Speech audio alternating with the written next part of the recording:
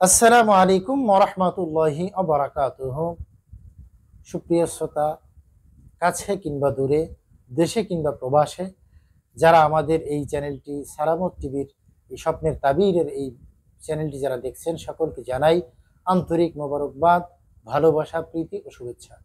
আজকের বিষয় প্রশ্নোত্তর পর্ব নিয়ে অনেক ভাই বোন প্রশ্ন করেছেন, বিভিন্ন স্বপ্ন দেখেছেন। সেই প্রশ্নোত্তর পর্ব নিয়ে আমরা আপনাদের সামনে হাজির হয়েছি। মরিয়ম নামের এক বোন প্রশ্ন করেছেন, যদি তিনি দেখতে পেয়েছেন তিনি সহবাস করেন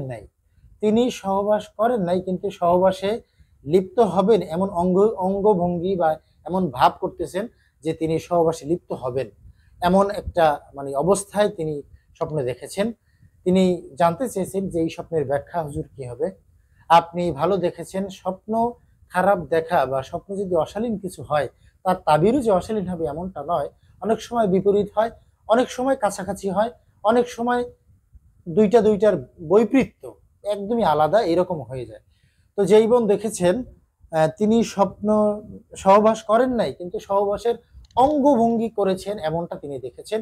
এই স্বপ্ন দেখেছেন। স্বপ্ন তাবির হলো আল্লামা ইবনে সিরিন রহমতুল্লাহ আলাইহির বিখ্যাত স্বপ্নের গ্রন্থ থেকে তাদের ব্যাখ্যা, তাদের এই স্বপ্নে তাবির হলো যে এই স্বপ্ন আপনি দেখেছেন, সেই স্বপ্নের তাবির যে আপনি যে অবস্থায় আছেন, আপনার এখনকার যে অবস্থাটা আছে, সেই অবস্থান থেকে আপনার, বিশেষ করে আপনার পারিবারিক অর্থনৈতিক যে অবস্থাটা, সেই অবস্থান থেকে আপনার পরিবারের বা আপনার অর্থনৈতিক অবস্থাটা একটু নিচে নামতে পারে, নামার সম্ভাবনা, মানে টাকা পয়সা লস হওয়ার সম্ভাবনা বহন করে এই স্বপ্নের তাবিরের মাধ্যমে।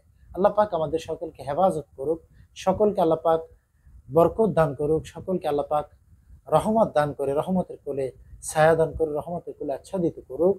আসসালামু আলাইকুম ওয়া রাহমাতুল্লাহি ওয়া বারাকাতুহু।